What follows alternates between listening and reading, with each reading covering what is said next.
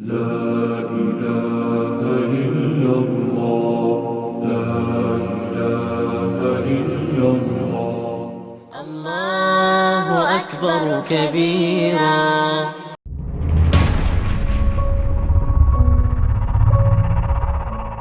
आप सुन रहे हैं बाखबर संत रामपाल जी महाराज द्वारा लिखित पुस्तक मुसलमान नहीं समझे ज्ञान कुरान का पेज नंबर 255। कुछ पुस्तकों में उल्लेख यह भी है कि परमात्मा कबीर ने गुप्त प्रेरणा करके समस्तरबेज के मन में आश्रम त्याग जाने की इच्छा उत्पन्न की, क्योंकि उस नगरी में समस्तरबेज का विरोध बहुत बढ़ गया था। समस्तरबेज के आश्रम छोड़कर निकलते ही स्वयं कबीर जी ही समस्तरबेज के वेश में आश्रम में रहने लगे। वहां से अपने हंस मंशूर को निकालना था।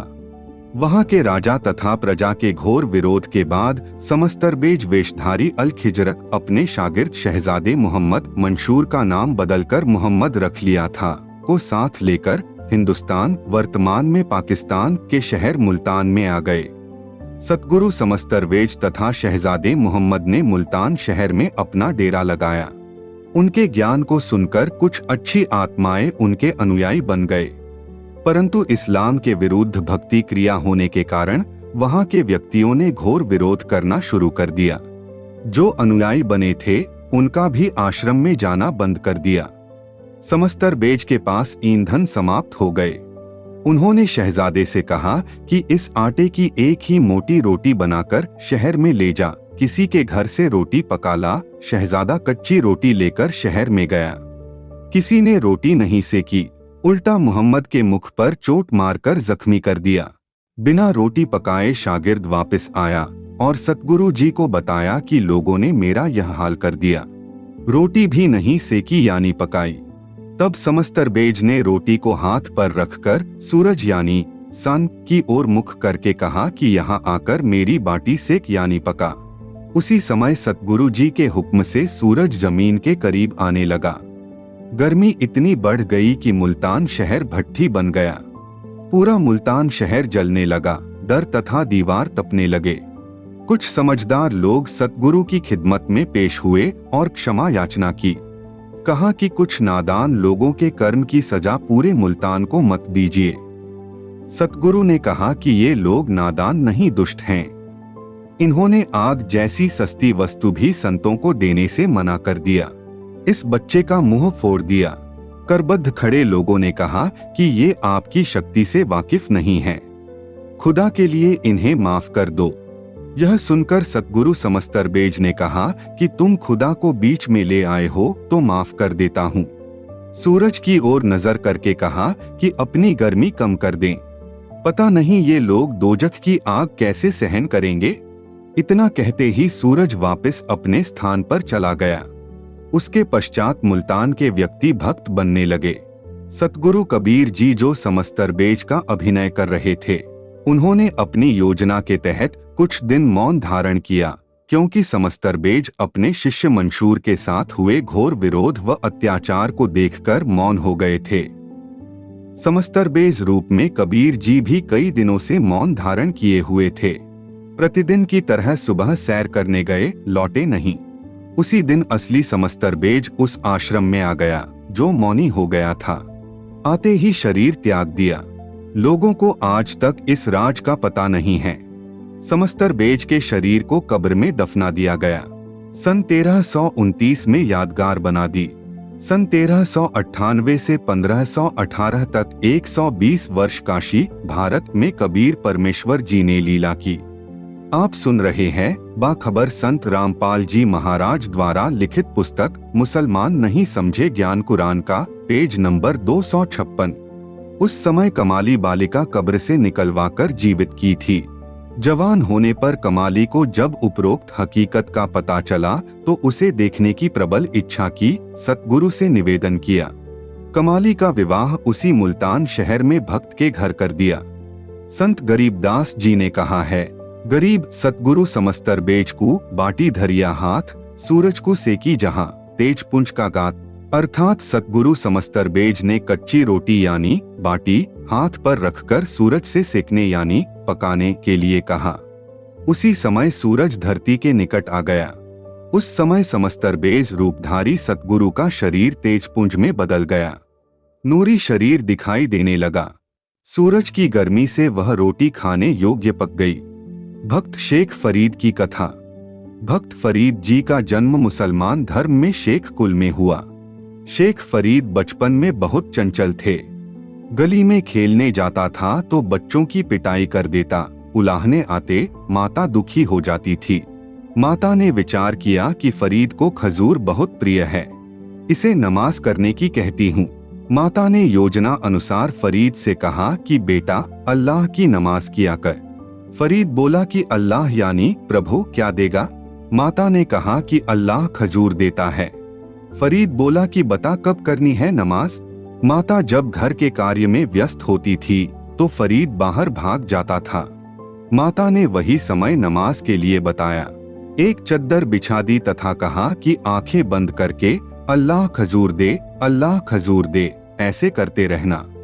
माता ने एक वृक्ष के नीचे चद्दर बिछाई और कहा कि जब तक तेरे ऊपर धूप न आए आंखें बंद रखना और नमाज करते रहना। जब फरीद आंखें बंद कर लेता तो माता ताड़ वृक्ष के पत्ते पर खजूर रखकर चद्दर के एक कोने के नीचे रख देती थी। फरीद ने धूप आने पर आंखें खोली, देखा तो खजूर नहीं मिला। उठकर माता के पास आया, बोला आपने झूठ बोला, मैं कभी नमाज नहीं करूंगा। अल्लाह ने खजूर नहीं दिया। माता जी ने कहा कि बेटा अल्लाह गुप्त रूप में सब कार्य करता है, चद्दर के नीचे देख, खजूर अवश्य मिलेगा। फरीद ने चद्दर उठाई तो सच में खजूर रखा था। खुशी खुशी खजूर खाया। माता से कहा कि अब कब करनी है नमाज? माता बोली कि मैं बता दिया करूंगी जब नमाज करनी होगी। प्रतिदिन काम के समय चद्दर बिछा देती। फरीद आंखें बंद करके बैठ जाता। माता खजूर रख दिया करती। एक दिन माता जी खजूर रखना भूल गई। फरीद ने धूप आते ही आंखें खोली, खजूर टटोली यानी खोजी। चद्दर के नीचे खजूर प्रतिदिन की तरह रखी थी। फरीद खजूर खाता हुआ घूम रहा था। माता विचार करने लगी कि आज मेरे से बड़ी गलती हो गई। फरीद अब कभी नहीं मानेगा, परेशान करेगा। फरीद खजूर खाता खाता माता जी के पास आया। माता ने पूछा कि बेटा खजूर कहाँ से लाया? बालक फरीद बोला, माँ अल्लाह तो नमाज के वक्त प्रतिदिन खजूर देता है।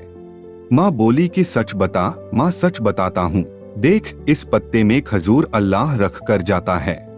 आप सुन रहे हैं बाखबर संत रामपाल जी महाराज द्वारा लिखित पुस्तक मुसलमान नहीं समझे ज्ञान कुरान का, पेज नंबर 257। माता को भी समझ आई कि यह सामान्य बालक नहीं है। फरीद जी इस्लाम धर्म वाली सब साधना करता था। एक दिन एक सूफी संत मिले। उसने उसे बताया कि तप करके खुदा मिलता है, इस साधना से नहीं मिलना। मैं भी इस्लाम धर्म में जन्मा हूँ। मुझे एक सूफी संत ने यह मार्ग बताया, तब मैंने उनकी बताई इबादत की। मेरा यह नाम है। इस स्थान पर गांव के बाहर आश्रम है। कुछ दिन के बाद फरीद जी उस सूफी संत के आश्रम में स्वाभाविक गए। वहां जाने से पता चला कि इस संत में बहुत सिद्धियां है। आश्रम आने वाले बाहर के लोगों ने बताया जो मुसलमान थे। उसके पश्चात फरीद घर त्याग कर उस फक्कड़ फकीर का शिष्य बनकर आश्रम में रहने लगा। वह फकीर यानी साधु सिद्धि प्राप्त था, हुक्का पीता था। आश्रम में कुल 7 शिष्य थे जो घर त्याग कर आए थे। प्रतिदिन एक सेवक सब सेवा करता था। गुरुजी का भोजन बनाना, भोजन के तुरंत बाद हुक्का भरकर गुरुजी को देना, कपड़े धोना। शेख फरीद दिलोजान से गुरुजी की तथा आश्रम की साफ सफाई की सेवा करता था। गुरुजी शेख फरीद की बहुत प्रशंसा करते थे, जो अन्य शिष्यों को खटकती थी। उन सब ने मिलकर शेख फरीद को गुरुजी की नजरों से गिराने का विचार किया। षड्यंत्र रचा कि बारिश का मौसम है, गुरुजी भोजन के तुरंत बाद हुक्का पीते हैं। यदि हुक्का भरने में देरी कोई शिष्य कर देता तो उसे डंडों से पीटता था। कई दिन तक सेवा से वंचित कर देता था। शेख फरीद कभी गलती में नहीं आए थे। एक दिन शेख फरीद ने भोजन बनाया। अग्नि प्रतिदिन की तरह तैयार कर रखी थी। भोजन गुरुजी को खिलाया। चीलम में आग रखने के लिए चूल्हे के पास गया तो देखा आग बुझ चुकी थी, आग नहीं थी। गुरुजी नाराज न हो जाए, इस भय से शेख फरीद दौड़ा दौड़ा गांव में गया, जो आधा किलोमीटर की दूरी पर थी। एक माई चूल्हे में अग्नि सुलगाकर रोटी बना रही थी। शेख फरीद ने कहा, माई आग दे, गुरुजी का हुक्का भरना है। हमारी आग बुझ गई है। गुरुजी नाराज हो गए तो जीवन नरक बन जाएगा। माई ने दुखी होकर फूंक मार मार कर अग्नि जलाई थी। मौसम बारिश का था। माई बोली कि आग आंखें फूटने से मिलती है। मैंने आंखें फुड़वाकर अग्नि तैयार की है, तू भी आंखें फुड़वा, तब आग मिलेगी। शेख फरीद ने अपनी एक आंख में चिमटा मारा, आंख निकालकर माई के पास रख दी और बोला कि लो माई, आंख फोड़ ली है, अब तो आग दे दो। वह औरत घबरा गई। उसे पता था कि वह फकीर सिद्ध पुरुष है, वह मुझे हानि करेगा। तुरंत चूल्हे से अग्नि निकालकर बाहर कर दी। शेख फरीद आग चिलम में रखकर दौड़ा। फकीर दो आवाज लगाता था, कहता था कि हुक्का लाओ। शिष्य का नाम पुकारता था। तीसरी बार तो डंडा लेकर मारने चलता था। गुरुजी ने पहली आवाज लगाई, तब शेख फरीद आधे रास्ते में था। दूसरी लगाई, तब आश्रम में प्रवेश कर चुका था। गुरुजी ने दूसरी बार कहा कि हे शेख फरीद, कहाँ मर गया? शेख फरीद बोला कि आ गया गुरुजी। शेख फरीद ने फूटी आंख पर कपड़ा बांध रखा था। गुरुजी को बताया कि बारिश की वजह से आश्रम में आग बुझ गई थी, दौड़कर नगरी से लाया हूँ। गुरुजी को अंधेरे में कुछ कम दिखाई देता था।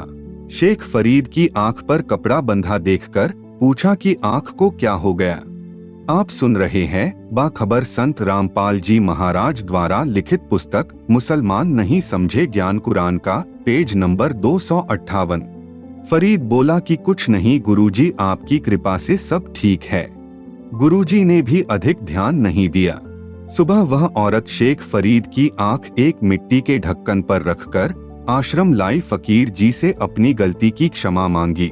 बताया कि आपका शिष्य कल शाम को आग लेने गया था। बोला माई आग दे दे, आश्रम की आग बुझ गई है। गुरुजी भोजन खाते ही हुक्का पीते हैं। हुक्का भरने में देरी हो जाने पर नाराज हो जाते हैं।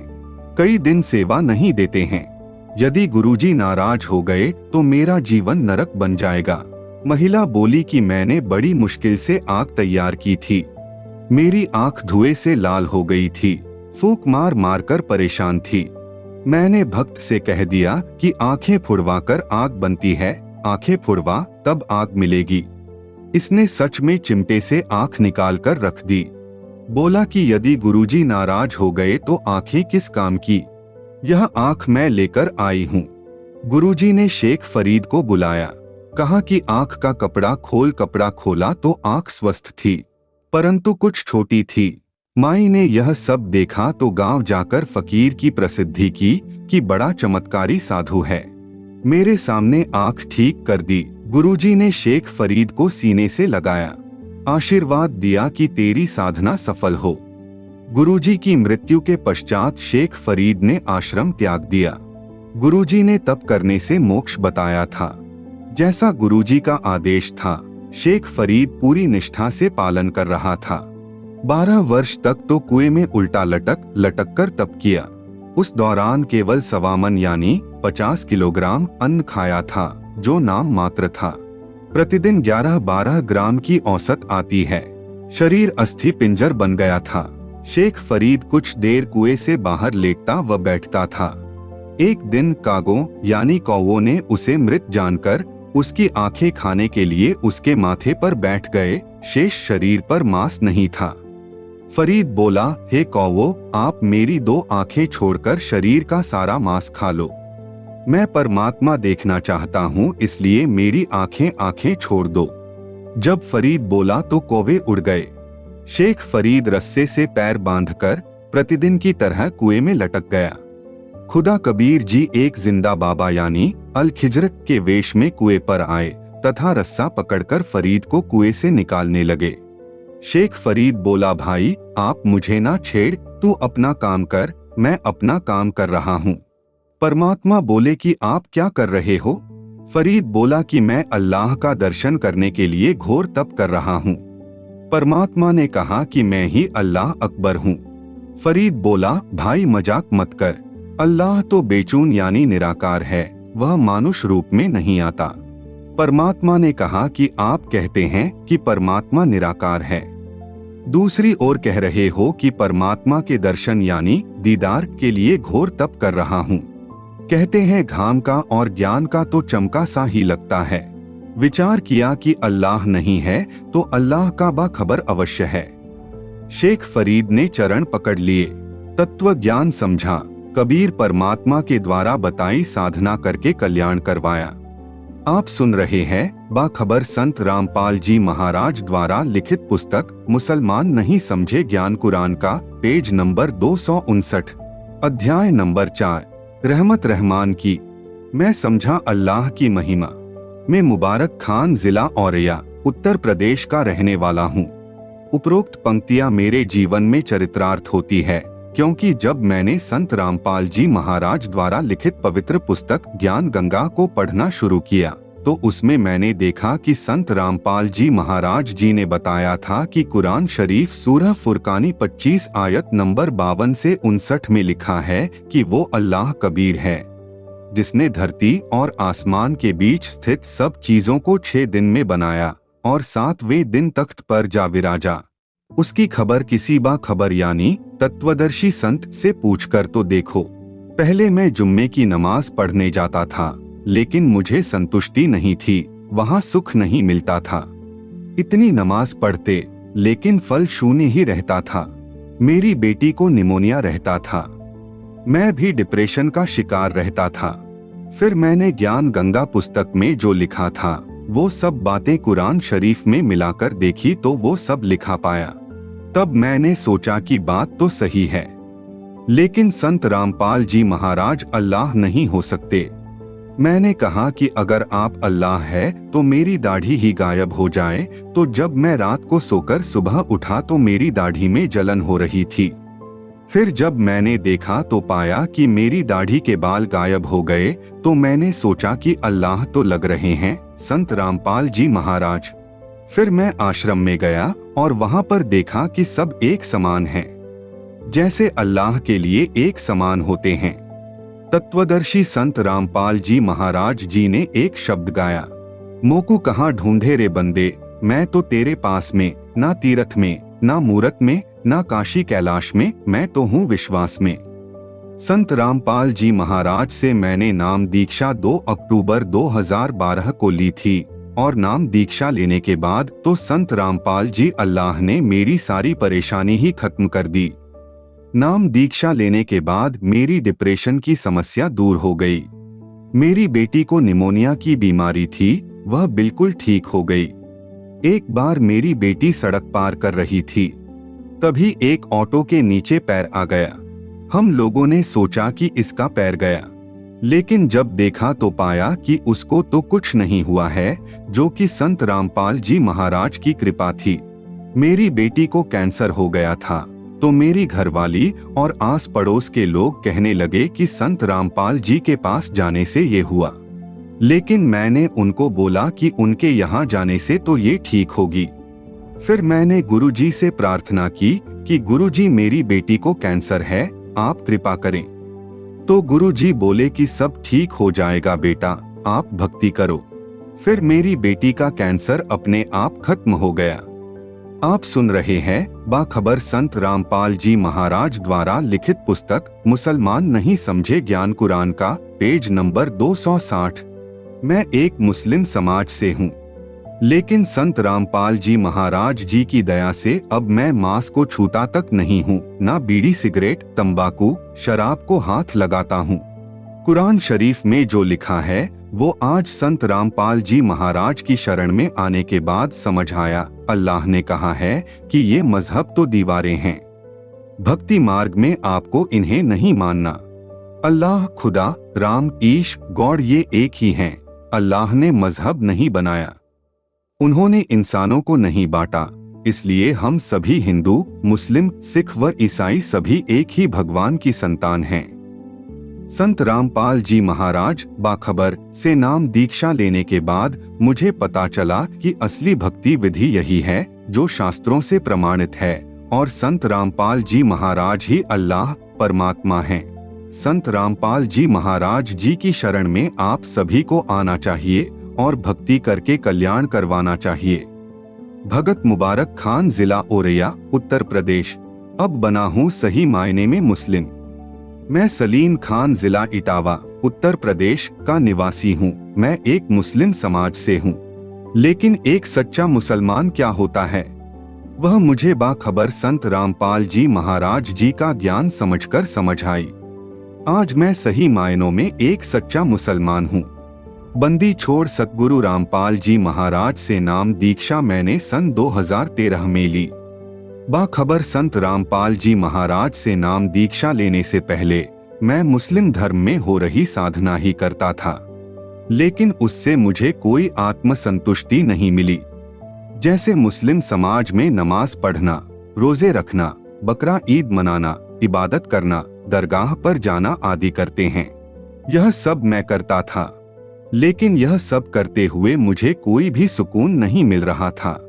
जैसे हम दरगाह में जाते थे तो वहाँ के मौलवी कहते थे कि अल्लाह है, लेकिन यह कोई नहीं बताता कि वह अल्लाह कौन है। वह कहते थे कि अल्लाह एक नूर है, तो मैं कहता था कि किसी ने तो अल्लाह को देखा ही होगा, लेकिन इन प्रश्नों का उत्तर किसी के पास नहीं था। बाखबर संत रामपाल जी महाराज की जानकारी मुझे उनके एक शिष्य के द्वारा हुई। उन्होंने कहा कि आपकी पवित्र कुरान शरीफ में बाखबर का जिक्र है, आप उस बाखबर की पहचान करके उनके द्वारा बताई गई इबादत करो। तो मैंने कहा कि चलो ठीक है, यह भी करके देखते हैं। फिर मैं संत रामपाल जी महाराज के आश्रम में गया। वहां पर मुझे बताया कि पवित्र कुरान शरीफ में अल्लाह का जिक्र है, जिसने 6 दिन में सृष्टि बनाई और 7वें दिन में तख्त पर जा विराजा। आश्रम से लौटने के बाद जब मैं घर आया तो मैंने पवित्र पुस्तक कुरान शरीफ तथा बाइबल दोनों में वह सब देखा। क्या वह सच बता रहे थे? तो वास्तव में जो उन्होंने बताया वो सब पवित्र कुरान शरीफ तथा बाइबल में मिला। बहुत सी जगह कबीर साहिब का नाम था। आप सुन रहे हैं बाखबर संत रामपाल जी महाराज द्वारा लिखित पुस्तक मुसलमान नहीं समझे ज्ञान कुरान का, पेज नंबर 261। फिर मैंने सोचा कि जो ज्ञान संत रामपाल जी महाराज बता रहे हैं वह पूर्णतया सत्य है। पवित्र कुरान शरीफ में जिस बाखबर का जिक्र है वह बाखबर संत रामपाल जी महाराज हैं, जिन्हें हर बात का इल्म है। संत रामपाल जी महाराज से नाम दीक्षा लेने के बाद मैंने लोगों का विरोध भी सहा। मैं उन लोगों को समझाता था कि वह अल्लाह कबीर है, तो मौलवी कहते थे कि अल्लाह के तो 90 नाम हैं। मैंने कहा कि आप कुरान शरीफ में देखो। जब उन्होंने पवित्र कुरान शरीफ देखी तो उसमें लिखा था कबीर बड़ा। मैंने कहा कि देखो कुरान शरीफ में भी लिखा हुआ है, इसमें कबीर बड़ा लिखा है। लोगों ने छुपाने की वजह से कबीर को बड़ा बड़ा लिख दिया है। तो उन्होंने कहा कि ठीक है, अब वहां जाते हो लेकिन आप नमाज भी पढ़ा करो। मैंने कहा कि नमाज क्या है? उन्होंने कहा कि नमाज नबी के आंखों की ठंडक है। मैंने बोला कि फिर मेरी सारी भक्ति तो नबी के पास चली जाएगी, मुझे तो कुछ नहीं मिलेगा। फिर वे मुझे बोलने लगे कि तू कहाँ फंस गया है, कहाँ हिंदू धर्म के गुरुओं के पास चला गया, तू तो बेकार हो गया, हम तुझे समाज से निकाल देंगे। मैं उन लोगों को बताना चाहता हूँ कि मैंने अपना कोई धर्म नहीं छोड़ा है, अपने धर्म की साधनाओं को ठीक किया है, जो इन ना होने की वजह से मुझे लाभ नहीं दे रही थी। बाखबर संत रामपाल जी महाराज जो शास्त्रों का इल्म रखते हैं, उन्होंने मुझे सही साधना बताई है और मैं वही कर रहा हूँ। एक बार मेरी अम्मी के 4000 रुपए खो गए थे, तो अम्मी ने कहा कि तूने मेरे पैसे चुराए हैं। तो मैंने कहा कि मैं संत रामपाल जी महाराज का शिष्य हूँ, मैं चोरी नहीं करता। फिर मैंने संत रामपाल जी महाराज को बोला कि परमात्मा मेरी अम्मी के 4000 रुपए नहीं मिल रहे हैं, तो परमात्मा बोले कि मिल जाएंगे। जब मैंने अपनी अलमारी में देखा तो मुझे अम्मी का पर्स मिला जिसमें 4000 रुपए रखे हुए थे। मैंने अम्मी को वह दे दिया और बोला कि ये सब संत रामपाल जी महाराज की दया से हुआ है। एक बार मेरी अम्मी की बहुत ज्यादा तबीयत खराब हो गई थी, उनके पेट में बहुत ज्यादा दर्द रहता था। मैं जब काम से वापस आता था तो मैं उन्हें हमेशा रोता हुआ ही देखता था। फिर मैंने उनसे कहा कि आप भी संत रामपाल जी महाराज से नाम दीक्षा ले लो, आपकी सभी समस्याएं खत्म हो जाएंगी। फिर कबीर प्रकट दिवस पर उन्होंने भी संत रामपाल जी महाराज से नाम दीक्षा ली और आज वो बिल्कुल ठीक है। जिन लोगों को यह लगता है कि संत रामपाल जी महाराज से नाम दीक्षा लेने के बाद मुस्लिम हिंदू बन जाता है, तो ऐसा कुछ नहीं है। हम सब एक ही अल्लाह की संतान हैं। हमें एक ही अल्लाह ने बनाया है।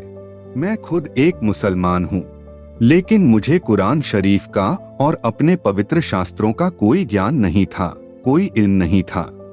लेकिन बाखबर संत रामपाल जी महाराज ने मुझे वह सारा इल्म दिया है।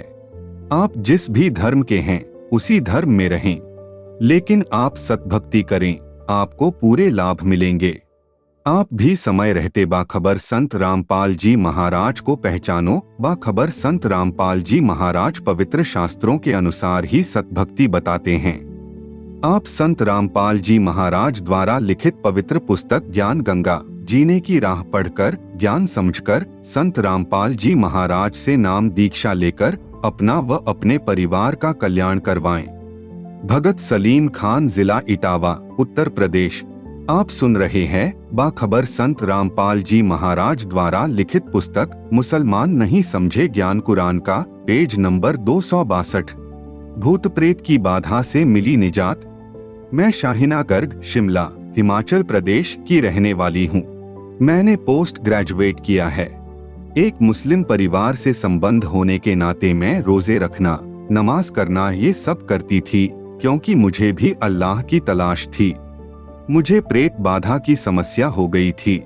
मैंने बहुत सारे पीर, फकीरों, मज़ारों पर दिखाया, लेकिन कोई लाभ नहीं हुआ।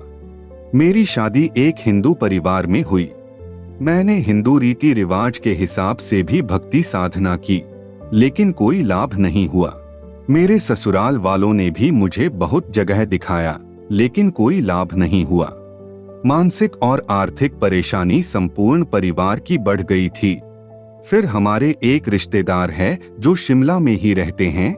उन्होंने हमें बताया कि आप संत रामपाल जी महाराज की शरण में चले जाओ, वहां सब ठीक हो जाएगा। लेकिन हमें भरोसा नहीं हुआ और हम वापस घर आ गए।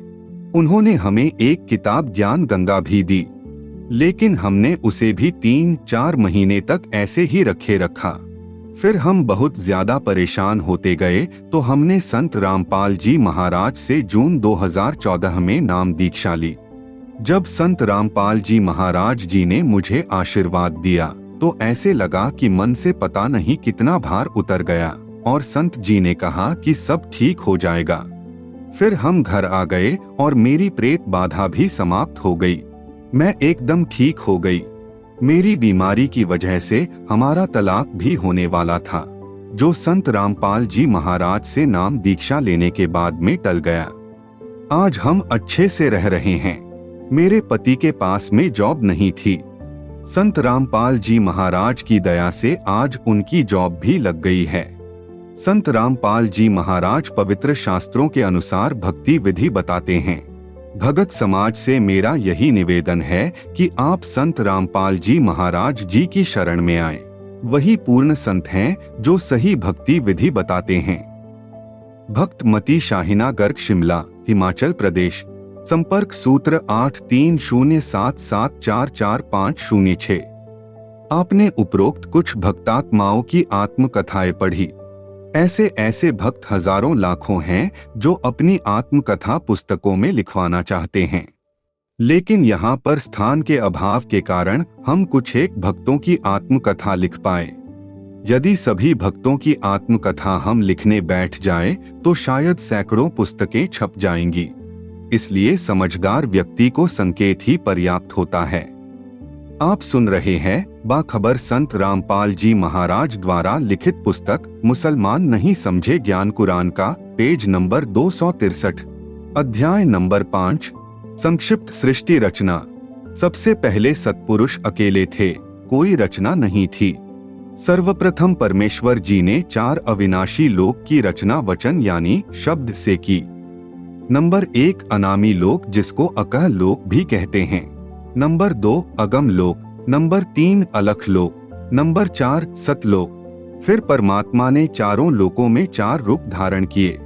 4 उपमात्मक नामों से प्रत्येक लोक में प्रसिद्ध हुए। नंबर 1 अनामी लोक में अनामी पुरुष या अकह पुरुष। नंबर 2 अगम लोक में अगम पुरुष। नंबर 3 अलख लोक में अलख पुरुष। नंबर 4 सतलोक में सतपुरुष उपमात्मक नाम रखे। फिर चारों लोकों में परमात्मा ने वचन से ही एक एक सिंहासन यानी तख्त बनाया। प्रत्येक सिंहासन पर सम्राट के समान मुकुट आदि धारण करके विराजमान हो गए। फिर सतलोक में परमेश्वर ने अन्य रचना की, एक शब्द यानी वचन से 16 द्वीपों तथा एक मानसरोवर की रचना की। पुनः 16 वचन से 16 पुत्रों की उत्पत्ति की। उनमें मुख्य भूमिका अचिंत, तेज, सहजदास, जोगजीत, कूर्म, इच्छा, धैर्य और ज्ञानी की रही है। अपने पुत्रों को सबक सिखाने के लिए कि समर्थ के बिना कोई कार्य सफल नहीं हो सकता, जिसका काम उसी को साजे और करे तो मूर्ख बाजे। सतपुरुष ने अपने पुत्र अचिंत से कहा कि आप अन्य रचना सतलोक में करें, मैंने कुछ शक्ति तेरे को प्रदान कर दी है। अचिंत ने अपने वचन से अक्षर पुरुष की उत्पत्ति की। अक्षर पुरुष युवा उत्पन्न हुआ। मानसरोवर में स्नान करने गया, उसी जल पर तैरने लगा। कुछ देर में निंद्रा आ गई, सरोवर में गहरा नीचे चला गया। सतलोक में अमर शरीर है, वहां पर शरीर श्वासों पर निर्भर नहीं है। बहुत समय तक अक्षर पुरुष जल से बाहर नहीं आया। अचिंत आगे सृष्टि नहीं कर सका। तब सतपुरुष यानी परम अक्षर पुरुष ने मानसरोवर पर जाकर कुछ जल अपनी चुल्लू यानी हाथ में लिया। उसका एक विशाल अंडा वचन से बनाया तथा एक आत्मा वचन से उत्पन्न करके अंडे में प्रवेश की और अंडे को जल में छोड़ दिया। जल में अंडा नीचे जाने लगा तो उसकी गड़गड़ाहट के शोर से अक्षर पुरुष की निंद्रा भंग हो गई। अक्षर पुरुष ने क्रोध से देखा कि किसने मुझे जगा दिया। क्रोध उस अंडे पर गिरा तो अंडा फूट गया। उसमें से एक युवा तेजोमय व्यक्ति निकला। उसका नाम क्षर पुरुष रखा। आगे चलकर यही काल कहलाया। आप सुन रहे हैं बाखबर संत रामपाल जी महाराज द्वारा लिखित पुस्तक मुसलमान नहीं समझे ज्ञान कुरान का, पेज नंबर 264। सतपुरुष ने दोनों से कहा कि आप जल से बाहर आओ। अक्षर पुरुष तुम निंद्रा में थे, तेरे को नींद से उठाने के लिए यह सब किया है।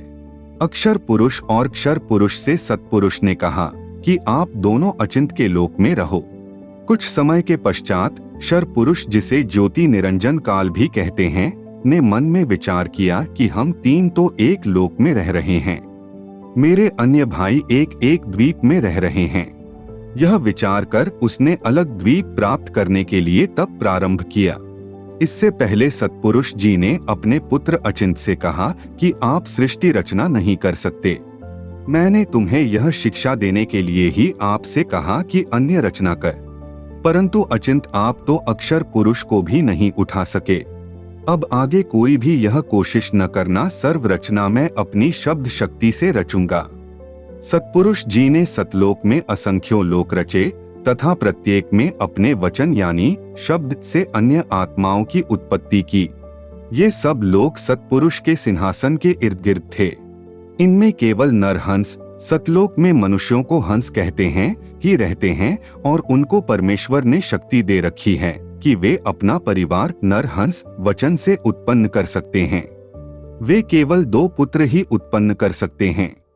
क्षर पुरुष यानी ज्योति निरंजन ने तप करना शुरू किया। उसने 70 युग तक तप किया। सतपुरुष जी ने क्षर पुरुष से पूछा कि आप तप किस लिए कर रहे हो? क्षर पुरुष ने कहा कि यह स्थान मेरे लिए कम है, मुझे अलग स्थान चाहिए।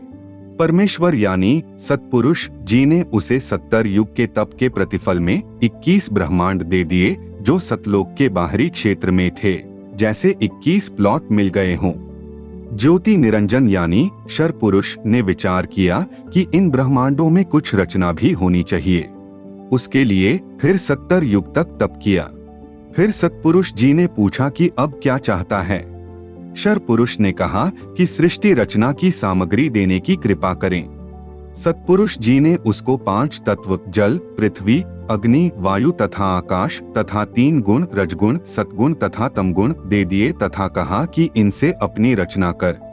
शर पुरुष ने तीसरी बार फिर तप प्रारंभ किया। जब 64 युग तप करते हो गए तो सत्य पुरुष जी ने पूछा कि आप और क्या चाहते हैं। शर पुरुष यानी ज्योति निरंजन ने कहा कि मुझे कुछ आत्मा दे दो, मेरा अकेले का दिल नहीं लग रहा। शर पुरुष को आत्मा ऐसे मिली, आगे पढ़े। हम काल के लोक में कैसे आए? जिस समय क्षर पुरुष यानी ज्योति निरंजन एक पैर पर खड़ा होकर तप कर रहा था, तब हम सभी आत्माएं इस क्षर पुरुष पर आकर्षित हो गए। जैसे जवान बच्चे अभिनेता व अभिनेत्री पर आसक्त हो जाते हैं, लेना एक न देने दो व्यर्थ में चाहने लग जाते हैं। वे अपनी कमाई करने के लिए नाचते कूदते हैं। आप सुन रहे हैं बाखबर संत रामपाल जी महाराज द्वारा लिखित पुस्तक मुसलमान नहीं समझे ज्ञान कुरान का, पेज नंबर 265। युवा बच्चे उन्हें देखकर अपना धन नष्ट करते हैं। ठीक इसी प्रकार हम अपने परमपिता सतपुरुष को छोड़कर काल पुरुष यानी शर पुरुष को हृदय से चाहने लग गए थे। जो परमेश्वर हमें सर्व सुख सुविधा दे रहा था, उससे मुंह मोड़कर इस नकली ड्रामा करने वाले काल ब्रह्म को चाहने लगे। सतपुरुष जी ने बीच बीच में बहुत बार आकाशवाणी की कि बच्चों, तुम इस काल की क्रिया को मत देखो, मस्त रहो। हम ऊपर से तो सावधान हो गए, परंतु अंदर से चाहते रहे। परमेश्वर तो अंतर्यामी है, उन्होंने जान लिया कि ये यहाँ रखने योग्य नहीं रहे। काल पुरुष यानी शर पुरुष ज्योति निरंजन ने जब 2 बार तप करके फल प्राप्त कर लिया, तब उसने सोचा कि अब कुछ जीवात्मा भी मेरे साथ रहनी चाहिए, मेरा अकेले का दिल नहीं लगेगा। इसलिए जीवात्मा प्राप्ति के लिए तप करना शुरू किया। 64 युग तक तप करने के पश्चात परमेश्वर जी ने पूछा कि ज्योति निरंजन अब किस लिए तप कर रहा है। शर पुरुष ने कहा कि कुछ आत्माएं प्रदान करो, मेरा अकेले का दिल नहीं लगता। सतपुरुष ने कहा कि तेरे तप के बदले में और ब्रह्मांड दे सकता हूँ, परंतु अपनी आत्माएं नहीं दूंगा, ये मेरे शरीर से उत्पन्न हुई है। हाँ, यदि वे स्वयं जाना चाहते हैं तो वह जा सकते हैं। युवा कबीर यानी समर्थ कबीर के वचन सुनकर ज्योति निरंजन हमारे पास आया। हम सभी हंस आत्मा पहले से ही उस पर आसक्त थे। हम उसे चारों तरफ से घेरकर खड़े हो गए। ज्योति निरंजन ने कहा कि मैंने पिताजी से अलग 21 ब्रह्मांड प्राप्त किए हैं, वहाँ नाना प्रकार के रमणीय स्थल बनाए हैं, क्या आप मेरे साथ चलोगे? हम सभी हंसों ने, जो आज 21 ब्रह्मांडों में परेशान है, कहा कि हम तैयार हैं। यदि पिताजी आज्ञा दें तब क्षर पुरुष यानी काल पूर्ण ब्रह्म महान कबीर यानी समर्थ कबीर प्रभु के पास गया तथा सर्व वार्ता कही। तब कबीरग्नि यानी कबीर परमेश्वर ने कहा कि मेरे सामने स्वीकृति देने वाले को आज्ञा दूंगा। क्षर पुरुष तथा परम अक्षर पुरुष यानी कबीर मितौजा दोनों हम सभी हंसात्माओं के पास आए। सत कबीर देव ने कहा कि जो हंसात्मा ब्रह्म के साथ जाना चाहता है, हाथ ऊपर करके स्वीकृति दें। अपने पिता के सामने किसी की हिम्मत नहीं हुई, किसी ने स्वीकृति नहीं दी। बहुत समय तक सन्नाटा छाया रहा। तत्पश्चात एक हंस आत्मा ने साहस किया तथा कहा कि पिताजी, मैं जाना चाहता हूँ। फिर तो उसकी देखा देखी, जो आज काल यानी ब्रह्म के 21 ब्रह्मांडों में फंसी हैं, हम सभी आत्माओं ने स्वीकृति दे दी। परमेश्वर कबीर जी ने ज्योति निरंजन से कहा कि आप अपने स्थान पर जाओ। जिन्होंने तेरे साथ जाने की स्वीकृति दी है, मैं उन सर्व हंस आत्माओं को आपके पास भेज दूंगा। ज्योति निरंजन अपने 21 ब्रह्मांडों में चला गया। उस समय तक यह 21 ब्रह्मांड सतलोक में ही थे। तत्पश्चात पूर्ण ब्रह्म ने सर्वप्रथम स्वीकृति देने वाले हंस को लड़की का रूप दिया, परंतु स्त्री इंद्री नहीं रची, तथा सर्व आत्माओं को, जिन्होंने ज्योति निरंजन यानी ब्रह्म के साथ जाने की सहमति दी थी, उस लड़की के शरीर में प्रवेश कर दिया तथा उसका नाम आष्ट्रा यानी आदि माया प्रकृति देवी दुर्गा पड़ा। तथा सत्य पुरुष ने कहा कि पुत्री, मैंने तेरे को शब्द शक्ति प्रदान कर दी है।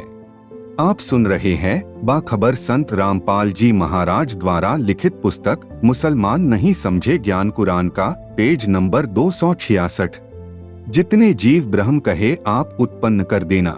पूर्ण ब्रह्म कबीरदेव कबीर साहेब ने अपने पुत्र सहज दास के द्वारा प्रकृति को क्षर पुरुष के पास भिजवा दिया। सहज दास जी ने ज्योति निरंजन को बताया कि पिताजी ने इस बहन के शरीर में उन सब आत्माओं को प्रवेश कर दिया है जिन्होंने आपके साथ जाने की सहमति व्यक्त की थी। इसको वचन शक्ति प्रदान की है। आप जितने जीव चाहोगे प्रकृति अपने शब्द से उत्पन्न कर देगी। यह कहकर सहजदास वापस अपने द्वीप में आ गया। युवा होने के कारण लड़की का रंग रूप निखरा हुआ था। ब्रह्म के अंदर विषय वासना उत्पन्न हो गई तथा प्रकृति देवी के साथ अभद्र गतिविधि प्रारंभ की। तब दुर्गा ने कहा कि ज्योति निरंजन मेरे पास पिताजी की प्रदान की हुई शब्द शक्ति है। आप जितने प्राणी कहोगे मैं वचन से उत्पन्न कर दूंगी। आप मैथुन परंपरा शुरू मत करो। आप भी उसी पिता के शब्द से अंडे से उत्पन्न हुए हो तथा मैं भी उसी परमपिता के वचन से ही बाद में उत्पन्न हुई हूँ। आप मेरे बड़े भाई हो। बहन भाई का यह योग महापाप का कारण बनेगा। परंतु ज्योति निरंजन ने प्रकृति देवी की एक भी प्रार्थना नहीं सुनी तथा अपनी शब्द शक्ति द्वारा नाखूनों से स्त्री इंद्री यानी भग प्रकृति को लगा दी तथा बलात्कार करने की ठानी। उसी समय दुर्गा ने अपनी इज्जत रक्षा के लिए कोई और चारा न देखकर सूक्ष्म रूप बनाया तथा ज्योति निरंजन के खुले मुख के द्वारा पेट में प्रवेश करके पूर्ण ब्रह्म कबीरदेव से अपनी रक्षा के लिए याचना की। उसी समय कबीरदेव यानी कबीरदेव अपने पुत्र योग संतायन अर्थात जोगजीत का रूप बनाकर वहां प्रकट हुए तथा कन्या को ब्रह्म के उदर से बाहर निकाला तथा कहा, ज्योति निरंजन आज से तेरा नाम काल होगा। तेरे जन्म मृत्यु होते रहेंगे, इसीलिए तेरा नाम क्षर पुरुष होगा तथा 1 लाख मानव शरीरधारी प्राणियों को प्रतिदिन खाया करेगा व 1.25 लाख उत्पन्न किया करेगा। आप दोनों को 21 ब्रह्मांड सहित निष्कासित किया जाता है। इतना कहते ही 21 ब्रह्मांड विमान की तरह चल पड़े।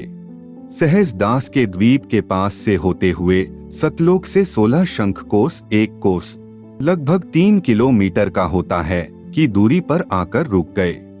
विशेष विवरण। अब तक 3 शक्तियों का विवरण आया है।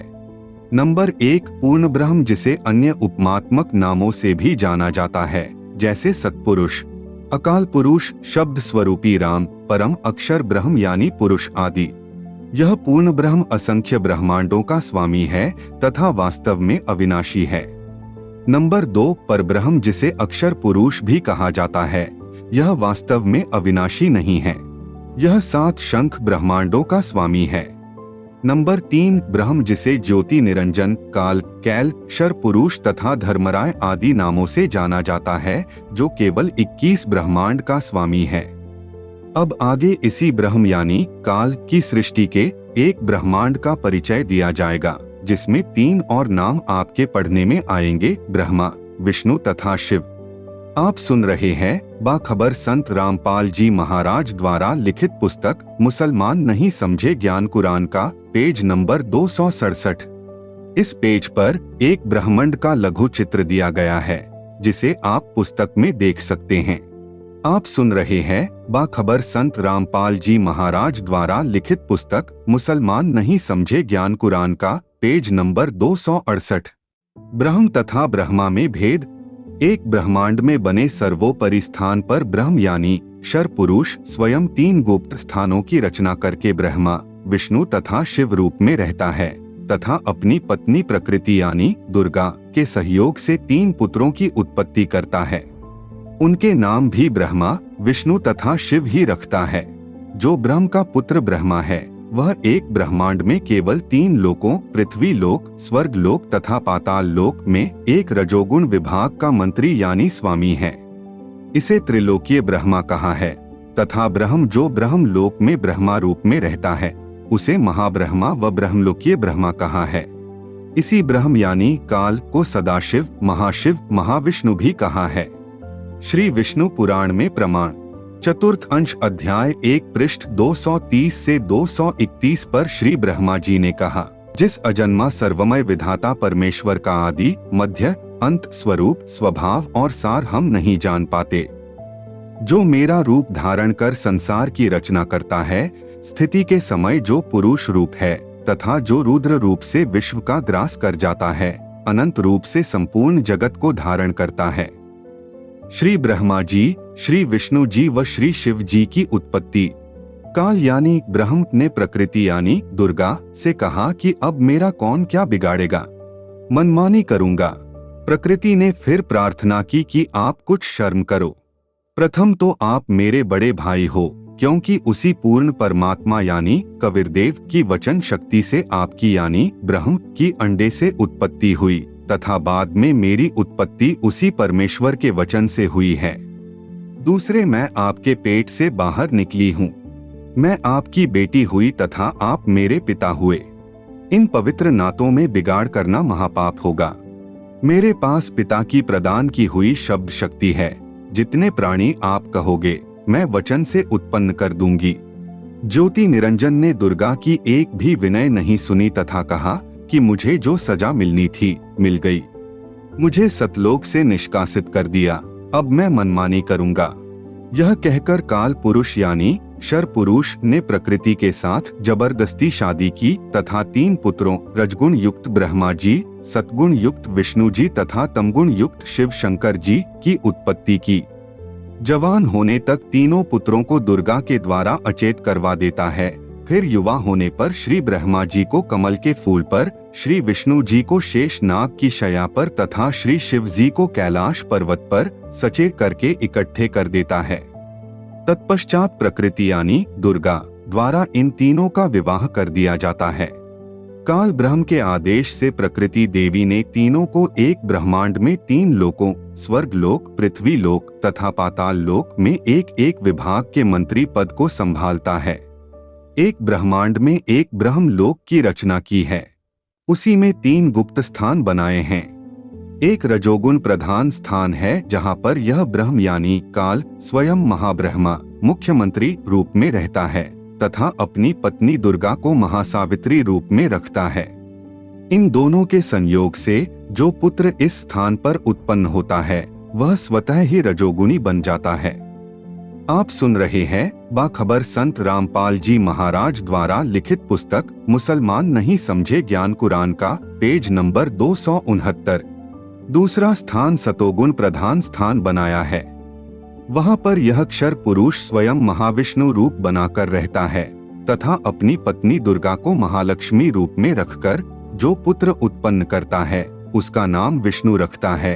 वह बालक सतोगुण युक्त होता है तथा तीसरा इसी काल ने वहीं पर एक तमोगुण प्रधान क्षेत्र बनाया है। उसमें यह स्वयं सदाशिव रूप बनाकर रहता है तथा अपनी पत्नी दुर्गा को महापार्वती रूप में रखता है। इन दोनों के पति पत्नी व्यवहार से जो पुत्र उत्पन्न होता है उसका नाम शिव रख देते हैं तथा तमोगुण युक्त कर देते हैं। प्रमाण के लिए देखें पवित्र श्री शिव महापुराण विधवेश्वर संहिता के पृष्ठ 24 से 26 पर, जिसमें ब्रह्मा, विष्णु, रुद्र तथा महेश्वर से अन्य सदाशिव है तथा रुद्र संहिता अध्याय 6 तथा 7, 9 पृष्ठ नंबर 100 से 105 तथा 110 पर अनुवादकर्ता श्री हनुमान प्रसाद पोद्दार, गीता प्रेस गोरखपुर से प्रकाशित तथा पवित्र श्रीमद देवी महापुराण तीसरा स्कंद पृष्ठ नंबर 114 से 123 तक, गीता प्रेस गोरखपुर से प्रकाशित, जिसके अनुवादकर्ता है श्री हनुमान प्रसाद पोद्दार चिमन लाल गोस्वामी। फिर इन्हीं को धोखे में रखकर काल ब्रह्म अपने खाने के लिए जीवों की उत्पत्ति श्री ब्रह्मा जी द्वारा तथा स्थिति एक दूसरे को मोह ममता में रखकर काल जाल में रखना श्री विष्णु जी से तथा सहार, क्योंकि काल पुरुष को श्रापवश 1 लाख मानव शरीरधारी प्राणियों के सूक्ष्म शरीर से मैल निकालकर खाना होता है। उसके लिए 21वें ब्रह्मांड में एक तप्त शिला है जो स्वतः गर्म रहती है। उस पर गर्म करके मैल पिघलाकर खाता है। जीव मरते नहीं परंतु कष्ट असहनीय होता है। फिर प्राणियों को कर्म आधार पर अन्य शरीर प्रदान करता है, श्री शिव जी द्वारा करवाता है। जैसे किसी मकान में 3 कमरे बने हों, एक कमरे में अश्लील चित्र लगे हों, उस कमरे में जाते ही मन में वैसे ही मलिन विचार उत्पन्न हो जाते हैं। दूसरे कमरे में साधु संतों भक्तों के चित्र लगे हों तो मन में अच्छे विचार प्रभु का चिंतन ही बना रहता है। तीसरे कमरे में देशभक्तों व शहीदों के चित्र लगे हों तो मन में वैसे ही जोशीले विचार उत्पन्न हो जाते हैं। ठीक इसी प्रकार ब्रह्म यानी काल ने अपनी सूझबूझ से उपरोक्त तीनों गुण प्रधान स्थानों की रचना की हुई है। देखें ब्रह्मलोक का लघु चित्र व ज्योति निरंजन यानी काल ब्रह्म के लोक 21 ब्रह्मांड का लघु चित्र इसी पुस्तक के पृष्ठ 270 व 271 पर। आप सुन रहे हैं बाखबर संत रामपाल जी महाराज द्वारा लिखित पुस्तक मुसलमान नहीं समझे ज्ञान कुरान का पेज नंबर 270। इस पेज पर ब्रह्मलोक का लघु चित्र दिया गया है जिसे आप पुस्तक में देख सकते हैं। आप सुन रहे हैं बाखबर संत रामपाल जी महाराज द्वारा लिखित पुस्तक मुसलमान नहीं समझे ज्ञान कुरान का पेज नंबर 271। इस पेज पर ज्योति निरंजन यानी काल ब्रह्म के लोक यानी 21 ब्रह्मांड का लघु चित्र दिया गया है जिसे आप पुस्तक में देख सकते हैं। आप सुन रहे हैं बाखबर संत रामपाल जी महाराज द्वारा लिखित पुस्तक मुसलमान नहीं समझे ज्ञान कुरान का पेज नंबर 272। संपूर्ण सृष्टि रचना सूक्ष्म वेद से निष्कर्ष रूप सृष्टि रचना का वर्णन। प्रभु प्रेमी आत्माएं प्रथम बार निम्न सृष्टि की रचना को पढ़ेंगे तो ऐसे लगेगा जैसे दंत कथा हो, परंतु सर्व पवित्र सद्ग्रंथों के प्रमाणों को पढ़कर दांतों तले उंगली दबाएंगे कि यह वास्तविक अमृत ज्ञान कहाँ छुपा था। कृपया धैर्य के साथ पढ़ें तथा इस अमृत ज्ञान को सुरक्षित रखें, आपकी 101 पीढ़ी तक काम आएगा। पवित्रात्माएं कृपया सत्यनारायण यानी अविनाशी प्रभु सत्पुरुष द्वारा रची सृष्टि रचना का वास्तविक ज्ञान पढ़ें। नंबर 1 पूर्ण ब्रह्म। इस सृष्टि रचना में सत्पुरुष सतलोक का स्वामी यानी प्रभु, अलख पुरुष अलख लोक का स्वामी यानी प्रभु, अगम पुरुष अगम लोक का स्वामी यानी प्रभु तथा अनामी पुरुष अनामी अकह लोक का स्वामी यानी प्रभु तो एक ही पूर्ण ब्रह्म है जो वास्तव में अविनाशी प्रभु है, जो भिन्न भिन्न रूप धारण करके अपने चारों लोकों में रहता है, जिसके अंतर्गत असंख्य ब्रह्मांड आते हैं। नंबर 2 परब्रह्म। यह केवल 7 संख्य ब्रह्मांड का स्वामी यानी प्रभु है। यह अक्षर पुरुष भी कहलाता है, परंतु यह तथा इसके ब्रह्मांड भी वास्तव में अविनाशी नहीं है।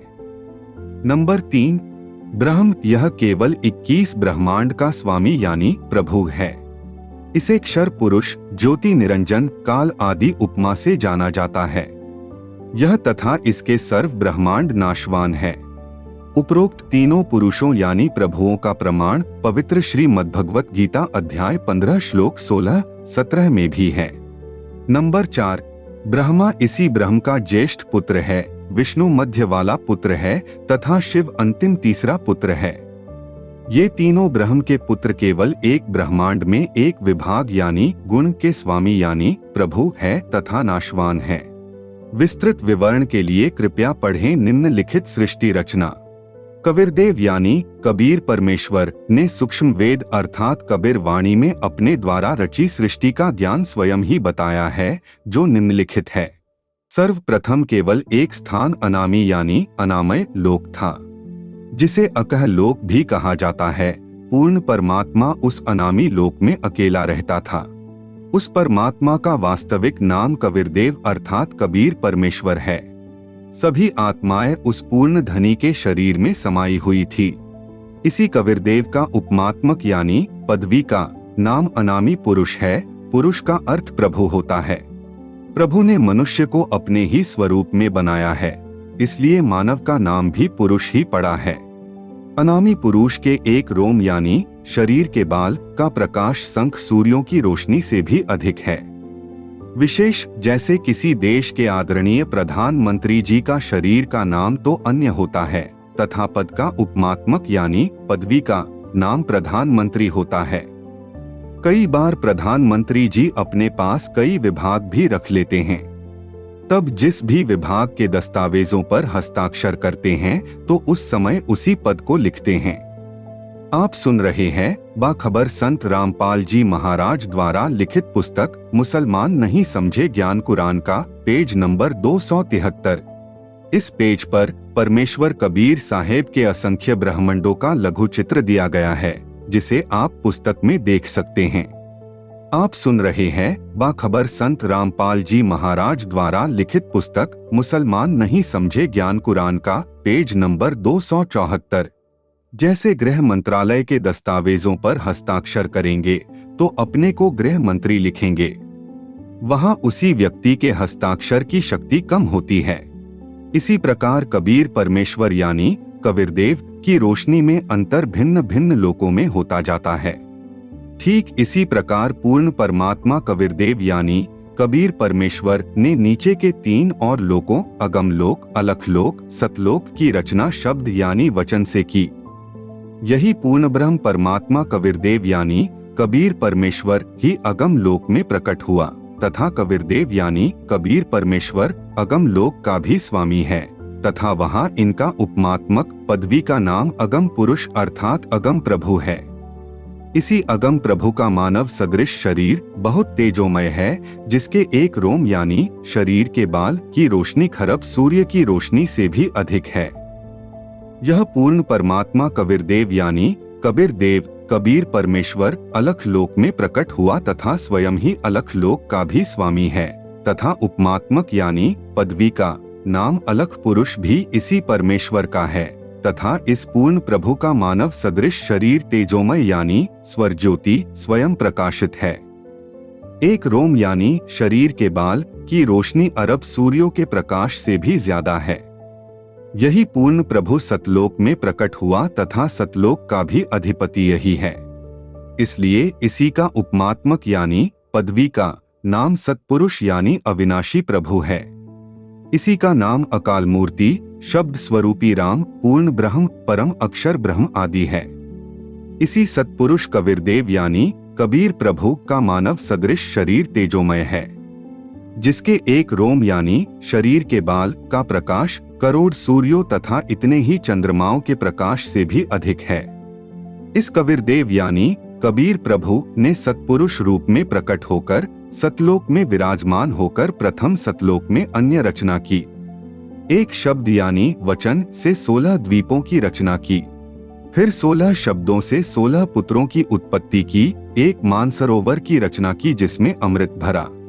16 पुत्रों के नाम हैं नंबर 1 कूर्म, नंबर 2 ज्ञानी, नंबर 3 विवेक, नंबर 4 तेज, नंबर 5 सहज, नंबर 6 संतोष, नंबर 7 सुरती, नंबर 8 आनंद, नंबर 9 क्षमा, नंबर 10 निष्काम, नंबर 11 जलरंगी, नंबर 12 अचिंत, नंबर 13 प्रेम, नंबर 14 दयाल, नंबर 15 धैर्य, नंबर 16 योग संतायन अर्थात योगजीत। सतपुरुष कबीरदेव ने अपने पुत्र अचिंत को सत्यलोक की अन्य रचना का भार सौंपा तथा शक्ति प्रदान की।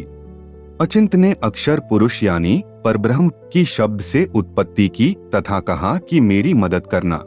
अक्षर पुरुष स्नान करने मानसरोवर पर गया, वहां आनंद आया तथा सो गया। लंबे समय तक बाहर नहीं आया। तब अचिंत की प्रार्थना पर अक्षर पुरुष को नींद से जगाने के लिए कबीरदेव यानी कबीर परमेश्वर ने उसी मानसरोवर से कुछ अमृत जल लेकर एक अंडा बनाया तथा उस अंडे में एक आत्मा प्रवेश की तथा अंडे को मानसरोवर के अमृत जल में छोड़ा। अंडे की गड़गड़ाहट से अक्षर पुरुष की निंद्रा भंग हुई। उसने अंडे को क्रोध से देखा, जिस कारण से अंडे के 2 भाग हो गए। उसमें से ज्योति निरंजन यानी शर पुरुष निकला जो आगे चलकर काल कहलाया। इसका वास्तविक नाम कैल है। तब सतपुरुष यानी कबीरदेव ने आकाशवाणी की कि आप दोनों बाहर आओ तथा अचिंत के द्वीप में रहो।